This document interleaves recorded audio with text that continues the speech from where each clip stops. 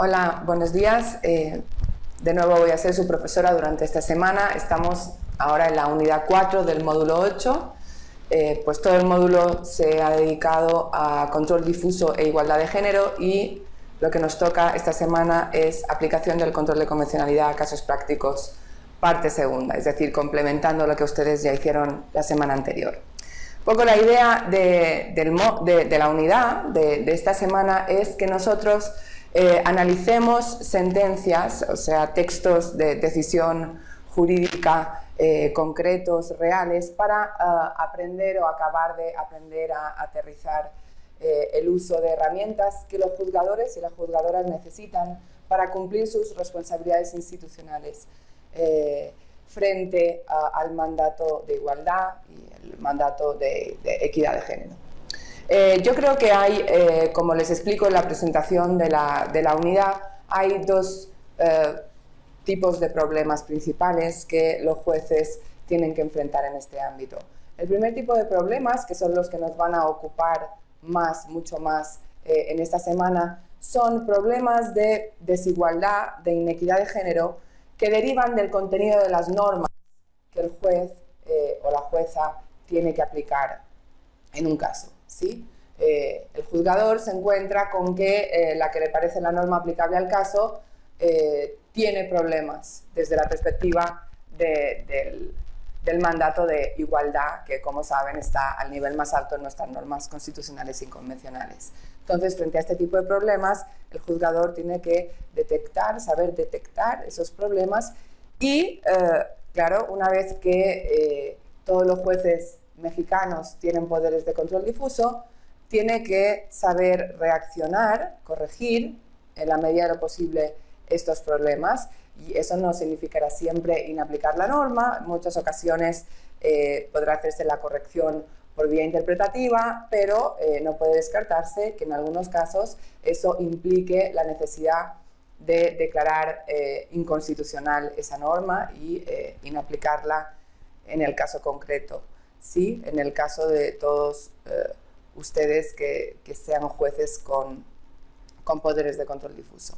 ¿Sí? El segundo tipo de problemas son problemas que no derivan del contenido de las normas a aplicar, sino de la propia conducta del juzgador, digamos. Se trata de problemas de sesgos, totalmente, en la mayoría de los casos, prácticamente siempre, no intencionales, en la manera en que los jueces construyen el caso, integran la premisa fáctica, integran la premisa jurídica, dan interpretación a las reglas o construyen la sentencia o sus efectos. Es decir, son problemas de inequidad de género que derivan del propio comportamiento del juzgador, que casi siempre de modo inadvertido puede seguir prácticas tradicionales que hemos tenido y que están un poco sesgadas en términos de equidad de género. O sea, el segundo tipo de problemas es el tipo de problemas que intentamos evitar cuando hablamos del juzgar con perspectiva de género más allá del contenido de las normas que sean aplicables a un caso. Entonces, yo me voy a centrar en esta semana, o les voy a dar materiales para explorar fundamentalmente el primer tipo de problemas, ¿sí? Y aunque veremos dos textos orientados a también explorar el segundo tipo. Las lecturas que les he pasado son las siguientes, se las voy a anunciar y les voy a decir lo que creo que cada una de ellas nos permitirá explorar. En primer lugar, les he pasado una sentencia del Tribunal Constitucional Español, la 61/2013, que es una sentencia sobre regulación de prestaciones de la seguridad social, ¿sí? Prestaciones pensionales, el derecho, las condiciones para tener derecho a pensión y también otras prestaciones de la seguridad social. Y la ley, en este caso, establecía un trato diferente para los trabajadores a tiempo parcial y para los trabajadores a tiempo completo. Entonces, esta sentencia nos va a ser muy útil para explorar al menos tres cosas que ustedes necesitan saber utilizar cotidianamente. Primero, nos va a ayudar a saber razonar y argumentar en términos del principio de proporcionalidad. Las leyes pueden hacer distinciones todo el tiempo, las hacen, pero necesitamos saber distinguir qué distinciones son razonables y cuáles son irrazonables y, por tanto, en algunas ocasiones discriminatorias, ¿sí? Y eso se hace con una técnica de razonamiento que se llama principio de proporcionalidad, y este caso nos va a ayudar mucho a entender, pues, un ejemplo más de esta manera de razonar, ¿sí?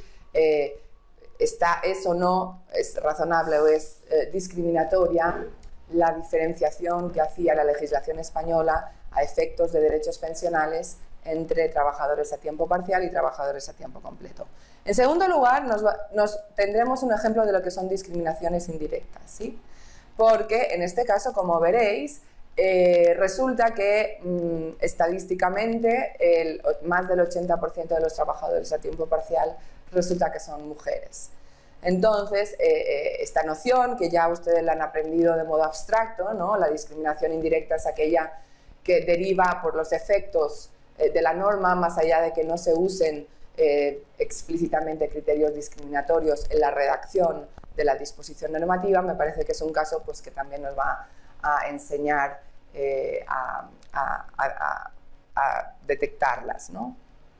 En tercer lugar, la sentencia también se involucra cita mucha jurisprudencia del Tribunal de la Unión Europea, alguna jurisprudencia del Tribunal de los Derechos Humanos, y en este sentido, en un curso en el que también el objetivo es familiarizarse con el control de convencionalidad, pues nos provee un ejemplo de diálogo entre cortes. En segundo lugar, les he pasado otra sentencia del Tribunal Español, en este caso sobre remuneraciones distintas en una fábrica. En una fábrica española había un convenio colectivo que determinaba diferentes sueldos y diferentes prestaciones para ciertas categorías laborales, y resulta que típicamente cada una de estas categorías era ocupada por hombres y por mujeres respectivamente. Entonces, de nuevo, esto es un caso muy útil para aprender a ver qué es la discriminación indirecta, pero para que veamos qué es la famosa discriminación por estereotipación. Sí, en este caso había una estereotipación respecto del tipo de tareas que se pensaban que naturalmente estaban destinadas a cumplir en la fábrica las mujeres y los hombres. También voy a tener oportunidad os voy a invitar a discutir, lo van a ver en la sentencia, el asunto de las asimetrías en nuestra evaluación del valor de ciertos trabajos y el modo en que desgraciadamente estas asignaciones sistemáticas cotidianas presupuestas del valor de ciertos trabajos está asociada con criterios de género, ¿sí? Y en cuarto lugar, esta sentencia nos va a ayudar a entender algo que también es una herramienta muy importante del derecho antidiscriminatorio, que es la inversión de la carga de la prueba. En muchos ámbitos del derecho antidiscriminatorio se caracterizan porque se invierte la regla general de carga de la prueba. La regla general es que quien afirma algo tiene que probarlo. Por ejemplo, si yo afirmo que me discriminan.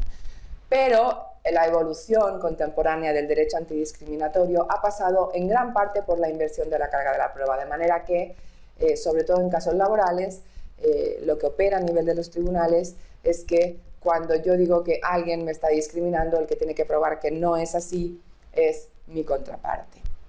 En tercer lugar, les he puesto una sentencia también muy interesante, yo creo, de la Corte Constitucional colombiana sobre una ley que establecía medidas de acción afirmativa, y dentro de las medidas de acción afirmativa, en particular, un sistema de cuotas de género para los nombramientos de los altos cargos del Estado, ¿sí?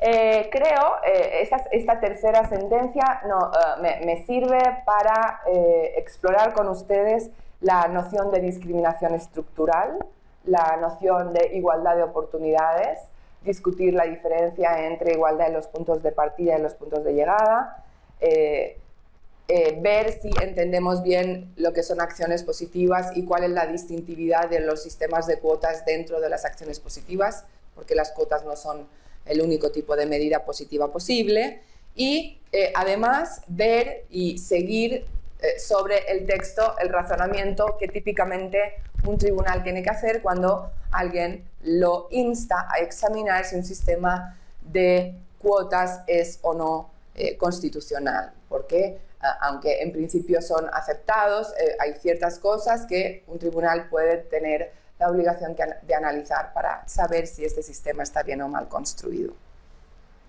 Me pareció también especialmente interesante porque es un sistema de cuotas que no se aplica a los cargos electorales, es decir, está fuera de lo electoral, son cargos gubernamentales, son previsiones sobre las ternas que luego sirven para escoger a ciertos funcionarios, etc. O sea, son medidas que se aplican a ámbitos distintos a los que tenemos en México y va a ser interesante discutir si ustedes creen que tiene más sentido tener reservas de porcentajes de género en estos otros ámbitos versus el sistema que tenemos nosotros que simplemente los contempla para la ocupación de puestos representativos en el Poder Legislativo.